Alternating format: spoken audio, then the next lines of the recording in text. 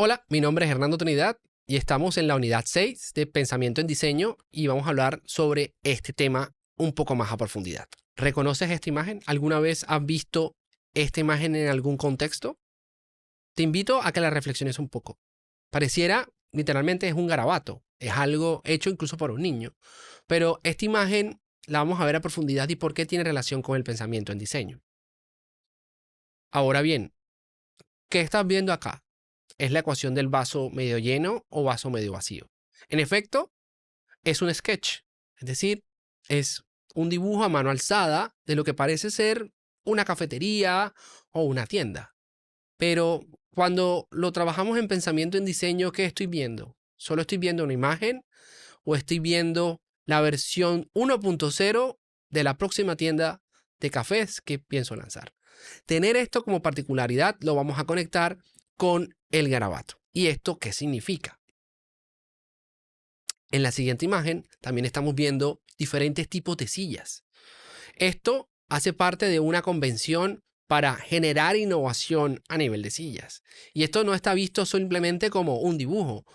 Puede ser incluso la puesta en escena principal para poder lanzar el nuevo modelo de silla. Porque ahora tocaría pensar en qué tipo de materiales necesito, cómo lo voy a fabricar, cómo lo voy a empacar, cómo lo voy a mandar al mercado, qué estrategia puedo diseñar.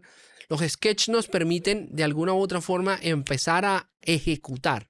Recordamos en las unidades anteriores que la ejecución es uno de los factores con los cuales más se ponen en riesgo los modelos de negocio. Tener esto en cuenta es importante para el éxito empresarial.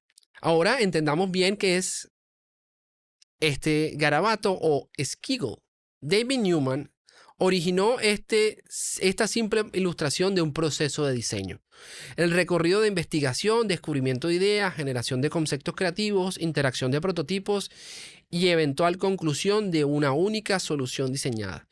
David Newman fue el interno o el practicante número 6 dentro de IDEO y en algún momento empezó a construir este tipo de imágenes y lo utilizó de manera recurrente con todas las empresas con las que estuvo trabajando. En este momento, este garabato, donde lo ven ustedes acá, tiene registro de marca.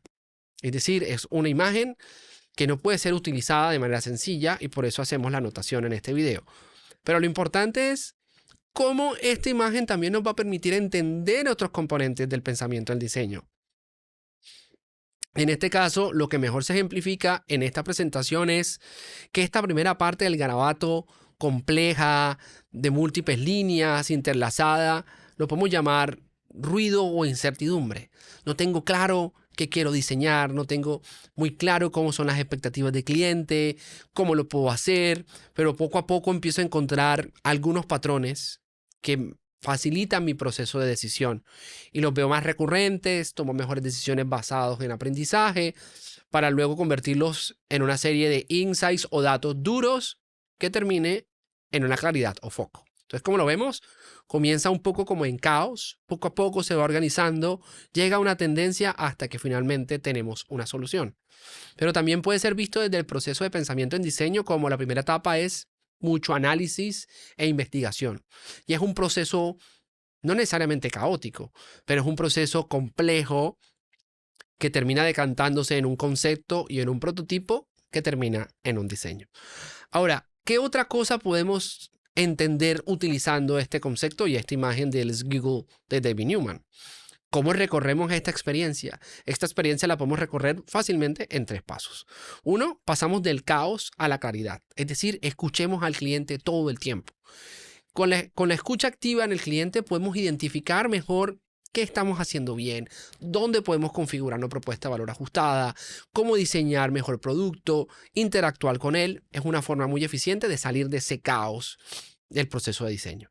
Luego, creamos conceptos y los contrastamos uno con el otro para empezar a, en este proceso de investigación, entender qué funciona bien, qué no, siempre desde el proceso de experimentación, para finalmente recorrer todo el camino hasta la solución, experimentando y aprendiendo.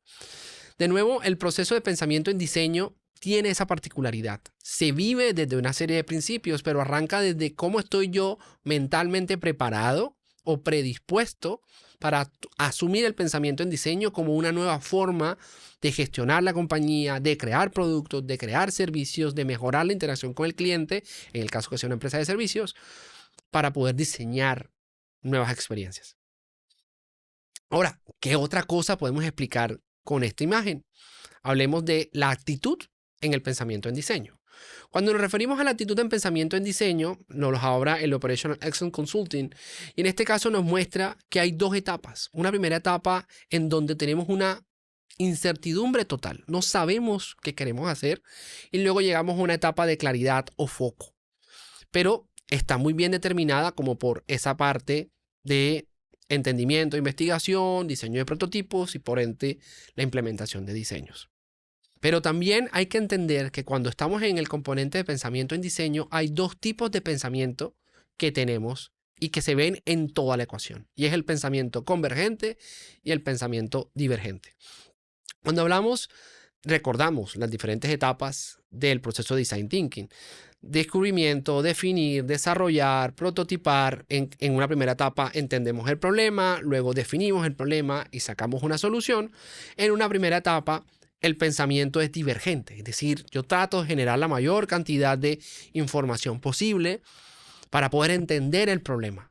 Y luego paso a una etapa convergente, donde cada vez soy mucho más específico, genero patrones, tomo decisiones, avanzo en el proceso y determinadamente logro luego en el proceso de ideación hacer un proceso mucho más amplio o divergente. Empiezo a crear nuevas soluciones, nuevos productos, nuevos servicios. Esto funciona como si fuera un rombo. En una primera etapa amplío mis perspectivas y mi mente está abierta a recibir más información, a generar la mayor cantidad de ideas, a entender el segmento y luego converge en la siguiente punta para encontrar patrones y avanzar en ese ejercicio. En la siguiente fase, que es lo que tiene que ver con la solución, es el mismo esquema. Ideo y hago cientos de ejercicios de ideación, capturo oportunidades de diferentes segmentos y luego tengo que generar una serie de criterios para tomar decisiones. Es decir, cómo voy a pasar hacia adelante en la construcción de los prototipos, en la evaluación de los mismos, qué sale al mercado y qué no. Entonces, los pensamientos convergentes y divergentes se ven en todas las etapas. Es importante tenerlos en cuenta en qué etapa corresponde qué tipo de pensamiento para poder hacer mucho más eficiente la estructura de pensamiento en diseño.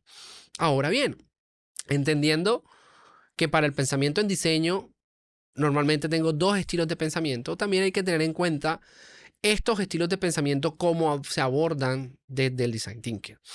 Stanford y otros consultores en estos temas de innovación han sacado una serie de factores que nos permiten mejor entender cómo abordar el pensamiento en diseño en estas características. Y vamos a verlos uno por uno. El primero es la empatía. Cuando hablamos de la empatía es tener un reconocimiento y un acercamiento muy profundo sobre lo que pasa con el cliente. Recordemos que el pensamiento en diseño está basado en el usuario, es decir, entender las características del usuario.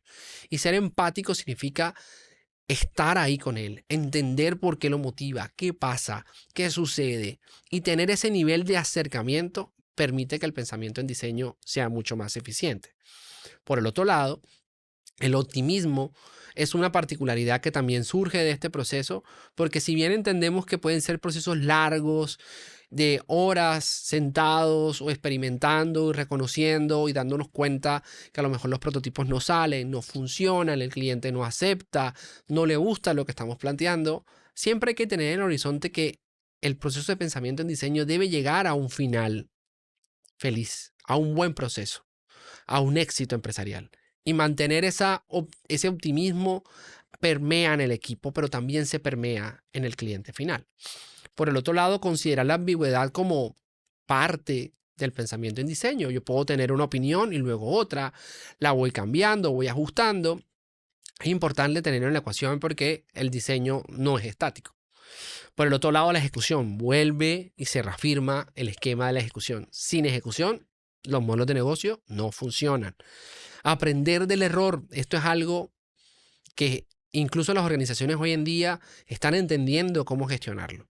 No es vivir en el fracaso, es cómo desde un proceso de aprendizaje tomo los factores que no funcionaron en una etapa anterior, ejecutándolos de manera eficiente y en la siguiente capa lo hago más repetitivo o lo hago de una mejor forma. Un ejemplo en este caso para aprender del error y de ciclos más cortos, más largos, pasa por ejemplo con compañías que están sacando modelos de negocio para permitir que las empresas puedan, por ejemplo, pagar sus impuestos o hacer la declaración de renta. El ciclo es muy largo, es un ciclo de un año.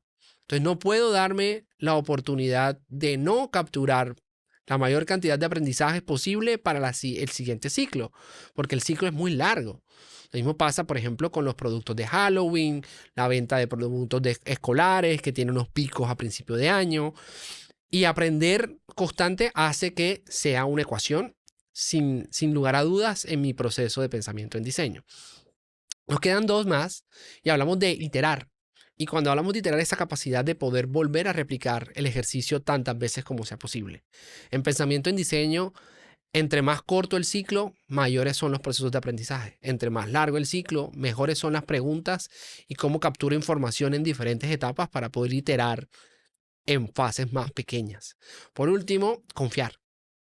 Positivismo y confiar son otra estructura que nos permite, sin lugar a dudas, tomar mejores decisiones a la hora de trabajar en pensamiento en diseño. Entonces, recordemos que en este sentido, no solo vale conocer y reconocer cómo funciona el pensamiento en diseño, las diferentes etapas, cómo navego una tras otra, cómo las interactúo, sino también como persona y como empresario me ajusto a un nuevo esquema de pensamiento que implica el pensamiento en diseño.